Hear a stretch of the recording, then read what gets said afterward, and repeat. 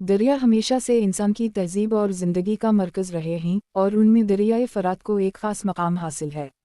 फ़रात सिर्फ़ एक दरिया नहीं बल्कि एक राज है, एक दास्तान है, एक निशान है जो सदियों से इंसानियत को अपनी तरफ मुतवज्जह करता रहा है।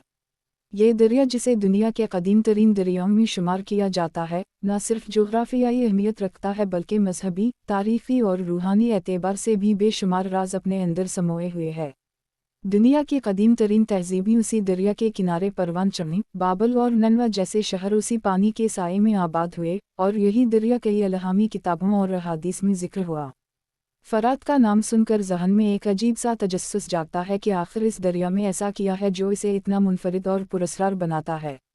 इस्लामी रिवायात में दरियाए फ़रात को बड़ी अहमियत दी गई है। कई अहादीस में इस दरिया के बारे में बताया गया है कि क़यामत के करीब इसके अंदर से सोना या ख़जाना निकलेगा, जिस पर दुनिया भर के लोग टूट पड़ेंगे और उसी वजह से बड़ी जंगें होंगी। ये पेशगोई फ़रात को एक आम दरिया से बढ़ाकर एक अलामत बना देती है, एक ऐसी निशानी जिसमें मुस्तक़बिल के पर्दे में छपे हुए राज छपे हैं। आज भी जब कोई उस हदीस को पढ़ता है और दरियाए फ़रात की मौजूदा हालत को देखता है तो सोचता है कि शायद ये वक्त करीब आ रहा है। फ़रात का पानी सदियों से ज़िंदगी बंटता रहा है। इराक़, शाम और तुर्की जैसे ममालिक में खेत खलते हैं, बस्तियाँ आबाद रहती हैं और लाखों लोग इस पर इन्हिसार करते हैं। लेकिन ये पानी सिर्फ जिस्म की प्यास बुझाने वाला नहीं, ये तारीफ़ की प्यास भी बुझाता है। जब हम उस दरिया के किनारों पर फैली कदीम तहज़ीबों का जिक्र करते हैं तो हमें महसूस होता है कि हर कतरा अपने अंदर कहानियाँ छुपाए हुए है। यहाँ के खंडर, यहाँ की ज़मीन, सब कुछ गवाही देता है कि फ़रात ने दुनिया को कैसे बदला। दरियाए फ़रात का एक और राज इसका जोग्राफिया है।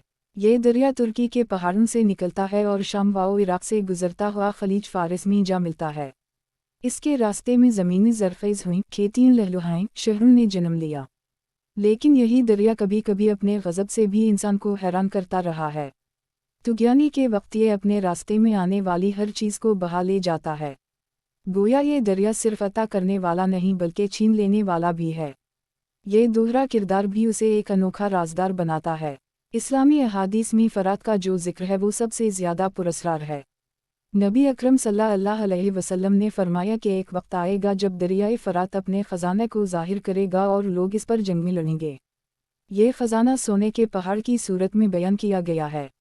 मुफ़स्सिरीन इस हदीस के कई मतलब बयान करते हैं। कुछ कहते हैं कि ये हकीकतन सोना होगा, कुछ कहते हैं कि ये तेल या कोई और कीमती मादनियात होंगी जो सोने से बढ़कर कीमती साबित होंगी। आज जब हम देखते हैं कि इराक़ और शाम की ज़मीनी तेल से माला माल हैं तो ये हदीस मज़ीद मानी ख़ेज़ लगती है। क्या ये वही ख़जाना है जिस पर दुनिया टूट पड़ी है, या फिर कोई और राज अभी पर्दे में है? फ़रात का एक पहलू रूहानी भी है। सूफ़ी किराम और औलिया अल्लाह ने इस दरिया के किनारे अपनी खानक़ाहें बसाईं। उसके पानी को बरकत वाला समझा गया, इसकी रवानी को ज़िंदगी की मिसाल के तौर पर पेश किया गया। कई बुजुर्गों ने कहा कि इंसान की ज़िंदगी भी दरियाए फ़रात की तरह है, कभी सुकून से बहती है, कभी तुग़यानी में सब कुछ बहा ले जाती है।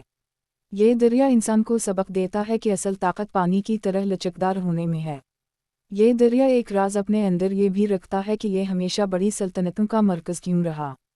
बाबल, आशूर, सल्जूक़ी, अब्बासी, उस्मानी सभी ने उसके किनारे अपनी हुकूमतें कायम कीं। शायद ये दरिया ताकत की अलामत है। जो इसे काबू में करता है वो दुनिया पर हुकूमत करता है।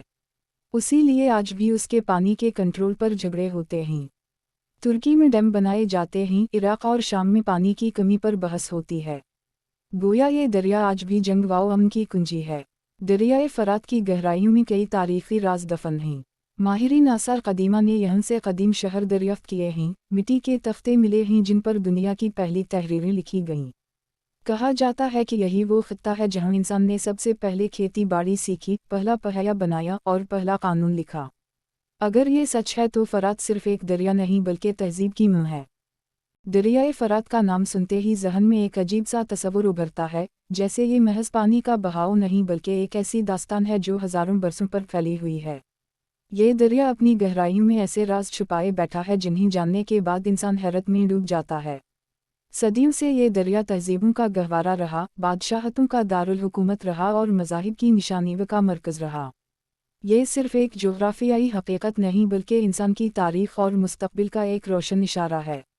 तुर्की के पहाड़ों से निकलने वाला ये दरिया जब शाम और इराक़ की ज़मीनों को छूता है तो इन्हें ज़रख़ेज़ कर देता है।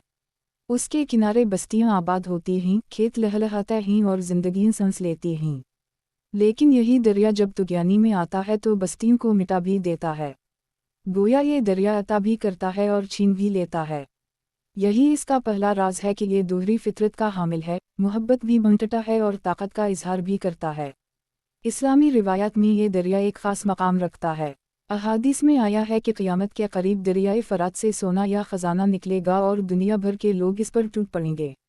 یہ پیش گوئی اسے ایک عام دریا سے بڑھا کر ایک ایسی نشانی بنا دیتی ہے جو آنے والے وقتوں کے پردے ہٹانے کا اشارہ ہے۔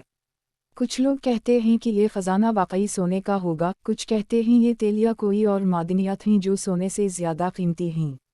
آج جب دنیا تیل کے لیے لڑ رہی ہے اور عراق و شام اس دولت سے مالا مال ہیں تو حدیث کے الفاظ اور حقیقت کے درمیان ربط مزید گہرا محسوس ہوتا ہے۔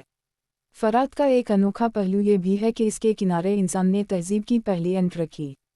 بابل، نینوا اور قدیم میسوپوٹیمیا کی دنیا اسی کے کنارے آباد تھی۔ یہی وہ خطہ ہے جہاں دنیا کی پہلی تحریریں لکھی گئیں، پہلا قانون بنایا گیا اور پہلی بار انسان نے شہر بسائے۔ گویا فرات صرف پانی نہیں بہاتا بلکہ تاریخ کو بھی بہا کر آگے لے جاتا ہے۔ اس کی ہر موج کے ساتھ صدیوں پرانی صدائیں گونجتی ہیں۔ یہ دریا صرف مادی دولت نہیں بانٹتا بلکہ روحانی فیض بھی دیتا ہے۔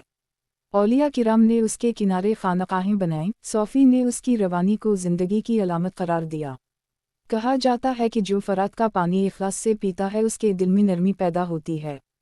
کئی بزرگوں نے فرمایا کہ انسان کی زندگی بھی دریا کی طرح ہے، کبھی سکون سے بہتی ہے اور کبھی طغیانی میں سب کچھ بہا لے جاتی ہے۔